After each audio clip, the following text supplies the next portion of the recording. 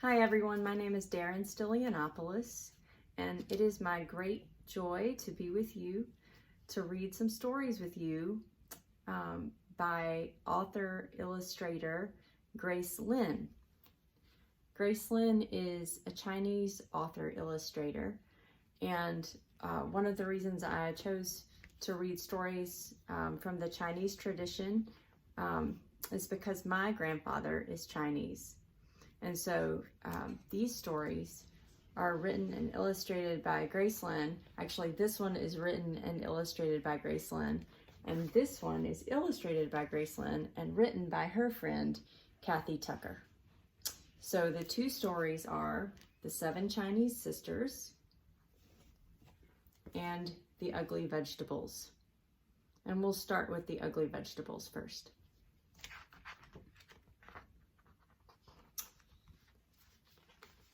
The Ugly Vegetables by Grace Lin. In this spring, I helped my mother start our garden. We used tall shovels to turn the grass upside down, and I saw pink worms wriggle around. It was hard work. When we stopped to rest, we saw that the neighbors were starting their gardens too.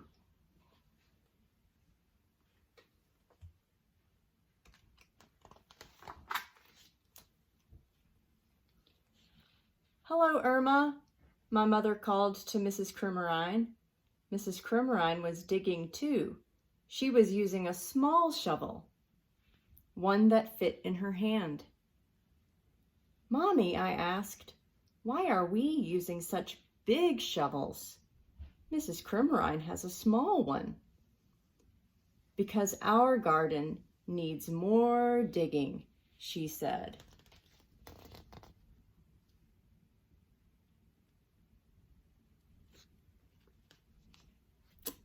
I helped my mother plant the seeds, and we dragged the hose to the garden.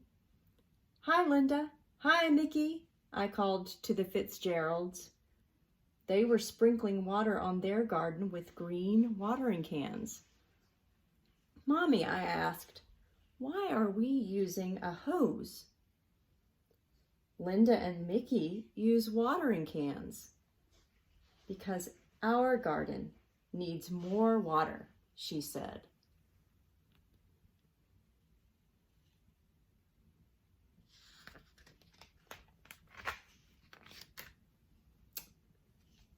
Then my mother drew funny pictures on pieces of paper, and I stuck them in the garden. Hello, Roseanne, my mother called across the street to Mrs. Angel Howe. Mommy, I asked, why are we sticking these papers in the garden? Mrs. Angel Howe has seed packages in her garden. Because our garden is going to grow Chinese vegetables, she told me. These are the names of the vegetables in Chinese, so I can tell which plants are growing where. So here are the seed packets in Mrs. Angel Howe's garden, and here are the pieces of paper with the names of the Chinese vegetables on them.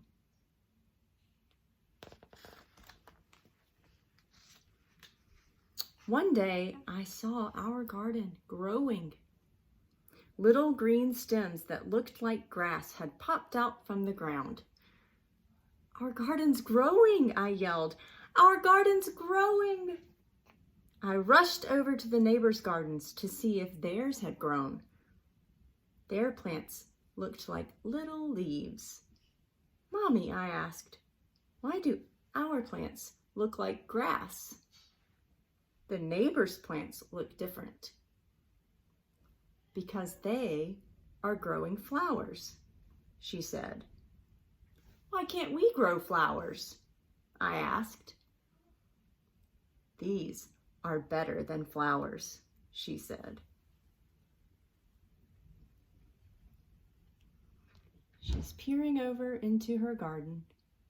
See the seeds coming up? They look like grass.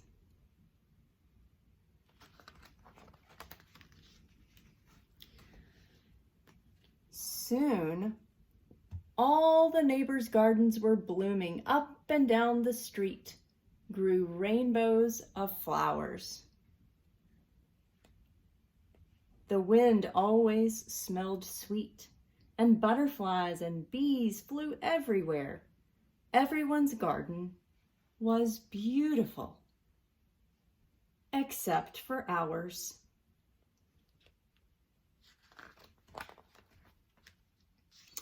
Our garden was all dark green and ugly.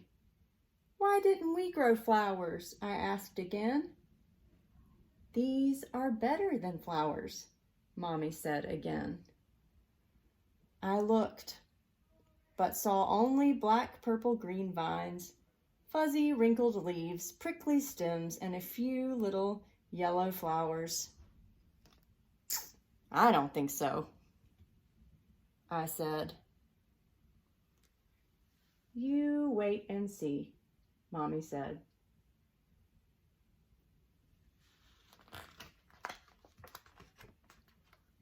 Before long, our vegetables grew. Some were big and lumpy. Some were thin and green and covered with bumps. Some were just plain icky yellow. They were ugly vegetables.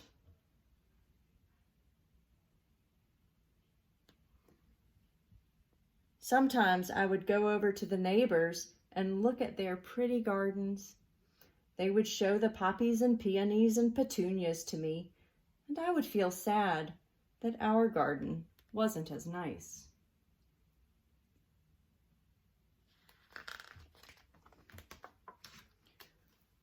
One day, my mother and I picked the vegetables from the garden. We filled a whole wheelbarrow full of them. We wheeled them to the kitchen, and my mother washed them, took a big knife, and started to chop them. "Hi-yow!" she said when she cut them. She had to use all her muscles. The vegetables were hard and tough. "This is a xiaohonggua," Mommy said, handing me a bumpy, curled vegetable. She pointed at the other vegetables. "This is a xincai. That's a tonghao." So here they are, wheeling their vegetables to the kitchen. And here they are, preparing their vegetables.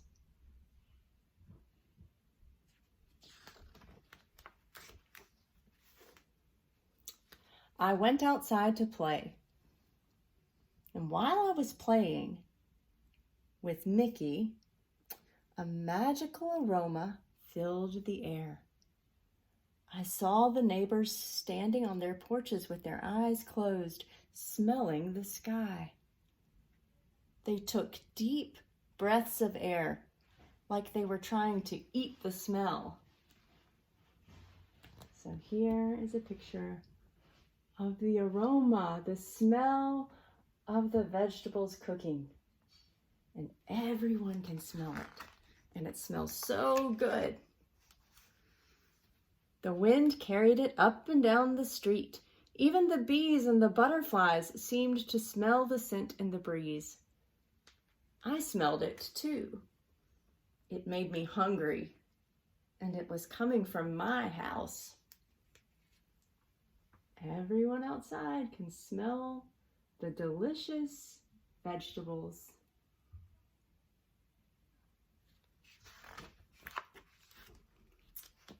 When I followed the smell to my house, my mother was putting a big bowl of soup on the table. The soup was yellow and red and green and pink. "This is a special soup," Mommy said, and she smiled. She gave me a small bowl full of it, and I tasted it. It was so good. The flavors of the soup seemed to dance in my mouth and laugh all the way down to my stomach. I smiled. "Do you like it?" Mommy asked me. I nodded and held out my bowl for some more. "It's made from our vegetables," she told me. Then the doorbell rang, and we ran to open the door. They're smelling the delicious soup, their special soup made from their vegetables. Who could be at the door? Who do you think it is? All our neighbors were standing at the door holding flowers. "We noticed you were cooking," Mr. Fitzgerald laughed as he held out his flowers. "We thought maybe you might be interested in a trade." We laughed too, and my mother gave them each their own bowl of her special soup. My mother told them what each vegetable was and how she grew it. She gave them the soup recipe and put some soup into jars for them to take home. I ate 5 bowls of soup. So the neighbors have brought flowers to trade for some delicious soup.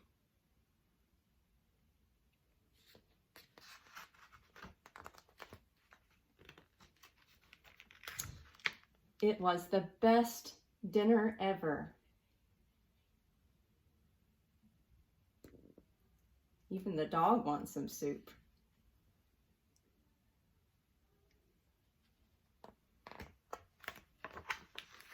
The next spring, when my mother was starting her garden, we planted some flowers next to the Chinese vegetables.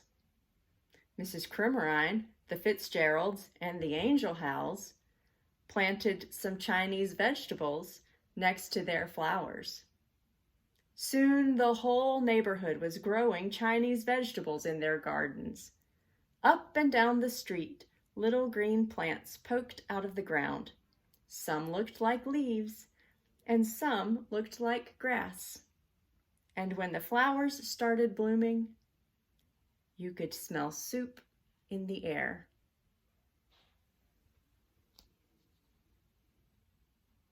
They're all growing gardens together and celebrating community together, which is a really beautiful thing. The other cool thing about this book is that at the back, if you check this book out of the library, you can see all the different vegetables that are used to make the soup. And there's a recipe in the back of this book. So you can make the special soup from this book, The Ugly Vegetables by Grace Lin.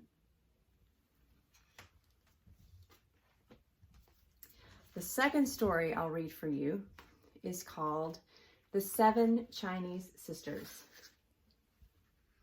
My copy is a little bit worn. It's been in my family for a long time. But this book is written by Kathy Tucker and illustrated by Grace Lin.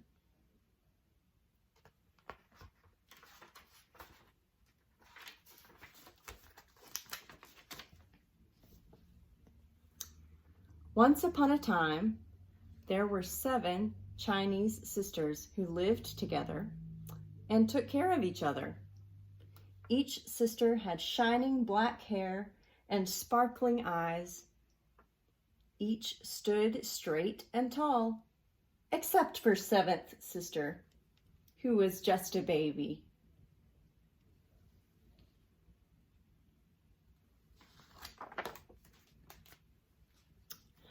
But the sisters were very different. First sister could ride a scooter as fast as the wind. Second sister knew karate. Kick, chop, hi-ya! Third sister could count to 500 and beyond.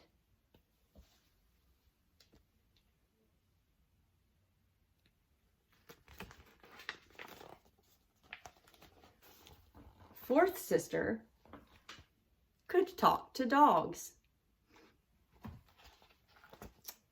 Fifth sister could catch any ball, no matter how high and fast it was thrown.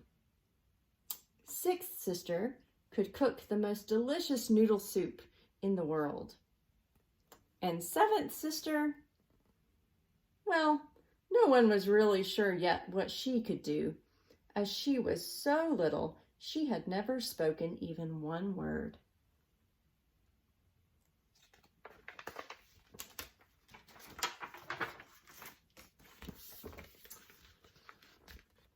Far away across the bridge, through a forest and up a mountain, lived a terrible dragon.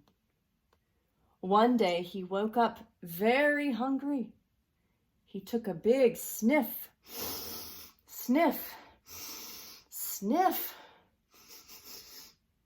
and smelled something wonderful. It was Sixth Sister's noodle soup.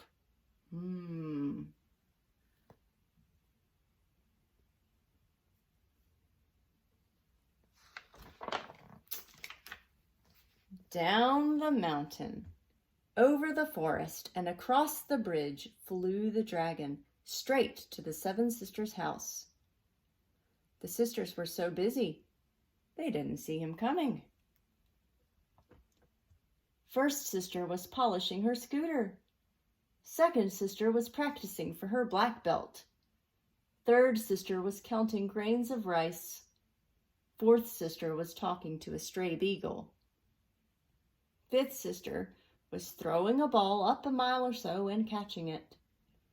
Sixth sister had just stepped into the pantry to get some more noodles. And seventh sister was crawling around on the kitchen floor.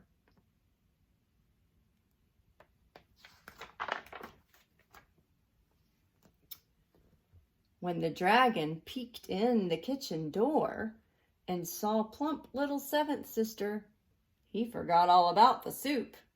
Instead, he snatched up the baby. Uh-oh.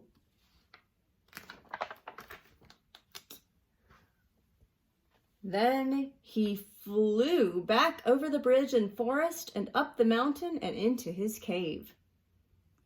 But as soon as the dragon set seventh sister down, he was just going to get some salt. She said her first word ever.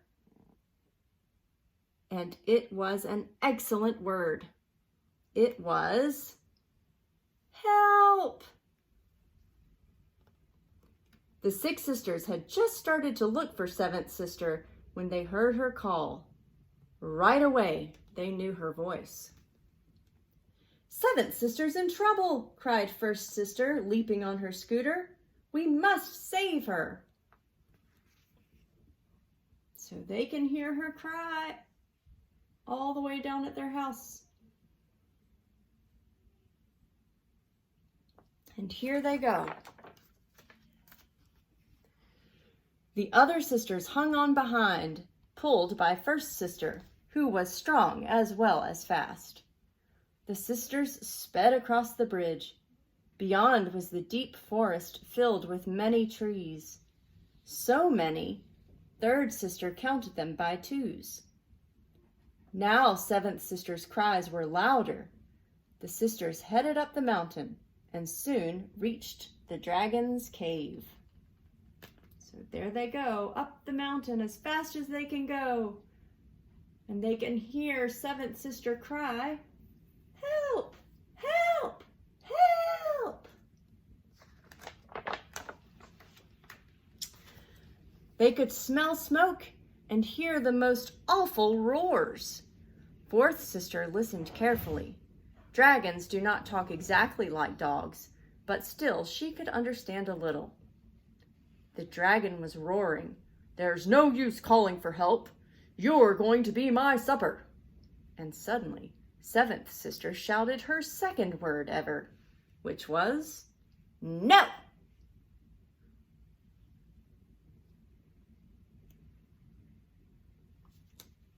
No. If you don't bring her out, sir, you will regret it, called fourth sister in the best dog language she could manage. Bow wow, ruff!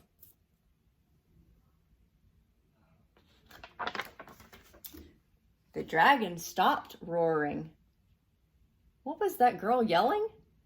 All he could understand was, "Bring her out, sir." But no one had ever tried to talk to him before, and he was so curious, he picked up Seventh Sister and rushed outside. Second Sister stepped forward. Fast as lightning, she leapt into the air, slapped the dragon on the chin, and shouted, "Hi-ya!"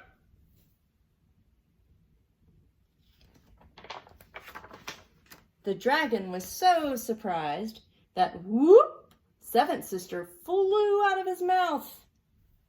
Back, back, back. And reaching up, up, up. Fifth Sister caught Seventh Sister neatly, like a fly ball.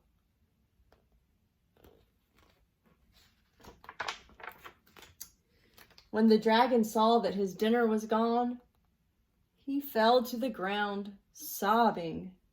"Hungry, hungry," he whimpered. And Fourth Sister understood him perfectly, because the word hungry is exactly the same for dragons as it is for dogs. "He's starving," she explained. And now all the sisters could see he was quite skinny and sort of sad. Yeah. He looks pretty hungry. "Tomorrow, Sixth Sister can bring him some soup," First Sister said. "But we've got to get Seventh Sister home. She's all worn out. And she needs her diaper changed." "Sisters, go home!" cried baby Seventh Sister, who was learning to talk very quickly now. There she is. First Sister put Seventh Sister on her back and hopped on her scooter. The other sisters hung on behind, and they whizzed fast as the wind down the mountain. There they go.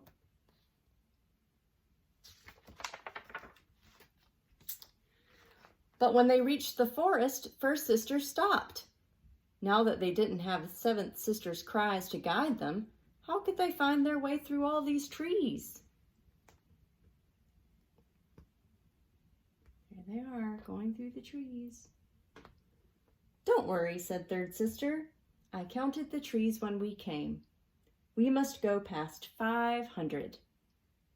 And so when Third Sister had counted 500 trees by twos, the seven sisters came to the bridge.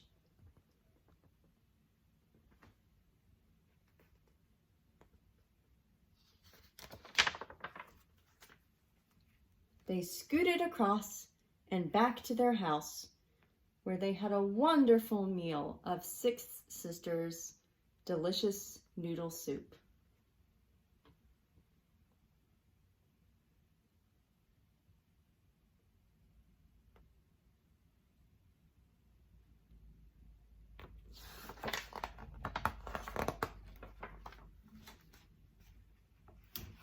And what did Seventh Sister do when she grew tall? She became the best storyteller in the world, and she always told this story first.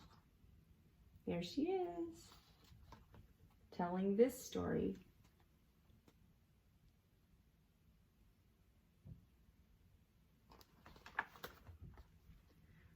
What do you suppose you'll do when you grow tall? Thank you for letting me read with you and share these special stories. Take good care. Until next time.